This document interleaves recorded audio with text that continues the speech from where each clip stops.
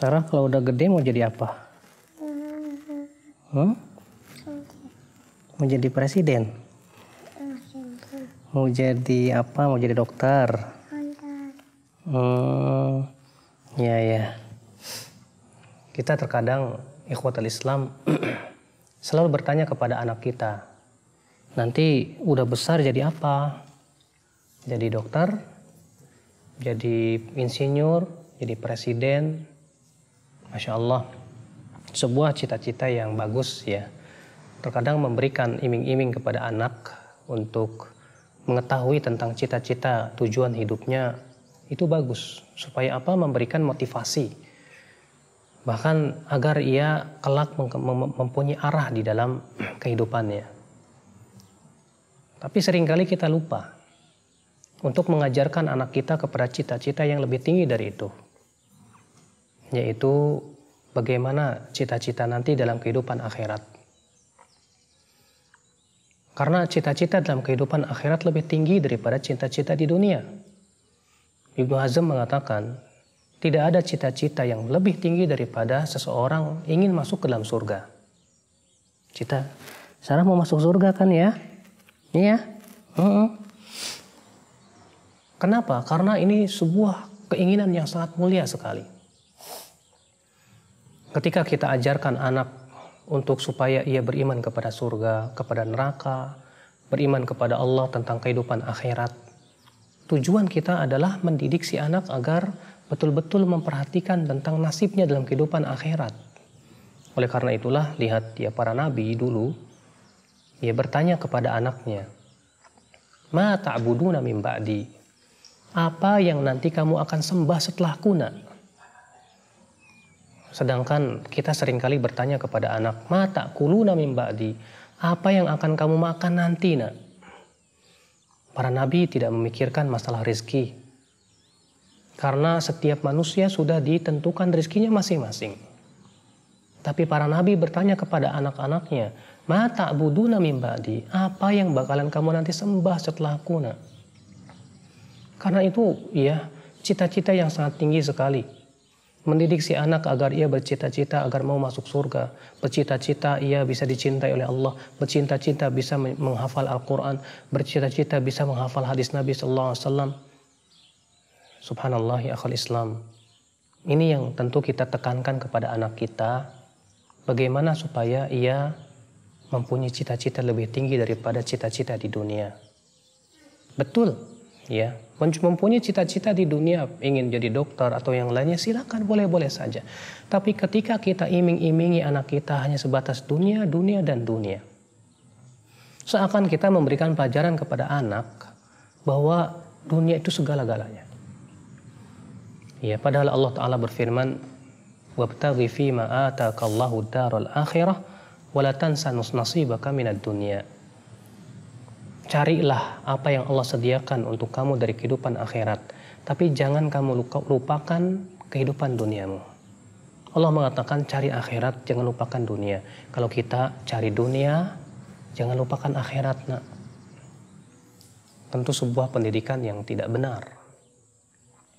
Karena kita lebih mefokuskan dunia dan menjadikan si anak menjadi cinta dunia. Sedangkan Al-Quran menginginkan agar kita mendidik si anak agar ia cinta Allah, cinta Rasulullah, cinta kehidupan akhirat. Makanya lihat bagaimana nasihat-nasihat Luqman Hakim kepada anaknya. Yang pertama kali ia nasihatkan kepada anaknya apa? Ya bunayya la tusyrik billah. Hai anakku, jangan kamu mempersekutukan Allah Subhanahu wa taala. Pendidikan yang agung. Kemudian Luqman Hakim mendidik anaknya supaya apa? Berbakti kepada orang tua. Menjauhi sifat-sifat angkuh, kesombongan, dan yang lainnya. Sungguh mulia. Pendidikan yang ditanamkan kepada anak lebih mengedepankan pendidikan kehidupan akhirat. Sehingga menjadikan si anak itu kelak setelah besar, dia menjadi orang yang takut kepada Allah. Tapi ia berhasil di dunia juga. Iya, kita didik anak kita dengan ilmu-ilmu dunia, betul. Kita juga didik anak kita dengan ilmu-ilmu agama sehingga setelah besar ia kokoh dalam dunia, ia kokoh dalam kehidupan akhiratnya. Terlebih kehidupan akhirat. Ini yang kita inginkan supaya si anak nanti setelah besar lebih tahu akhirat daripada dunia. Dia tahu dunia, tapi dia pun juga menguasai akhirat.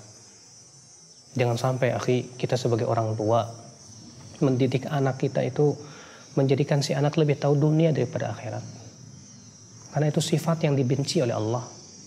Rasulullah SAW bersabda, Innallaha yubghidu kulla ja'bariyin jawabin sakhabin bil aswaq jifatin bil lail himarin bin nahar alimin bi amri dunya jahilin bi amril akhirah.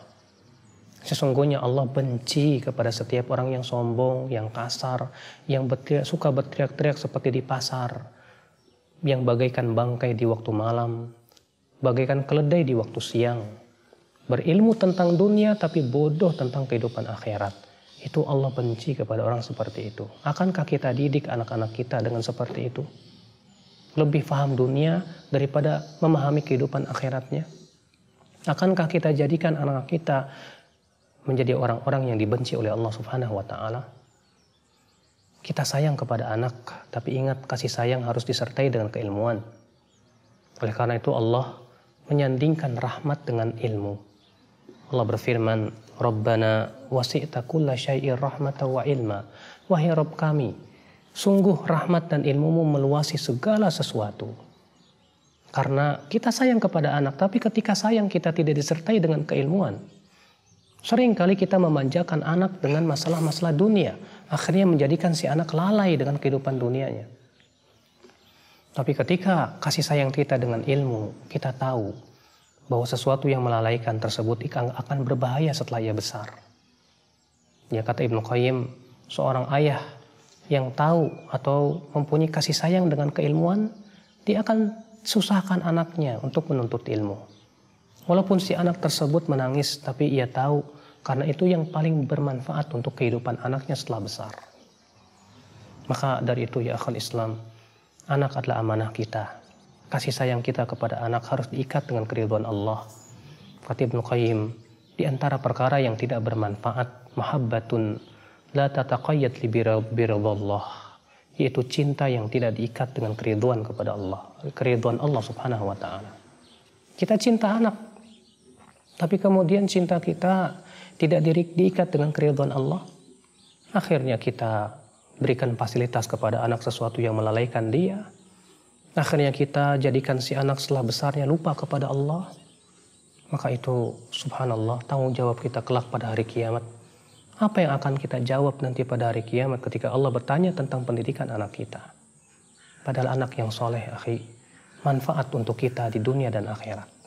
Di dunia kita mendapatkan baktinya anak. Di akhirat kita bisa mendapatkan pahala anak.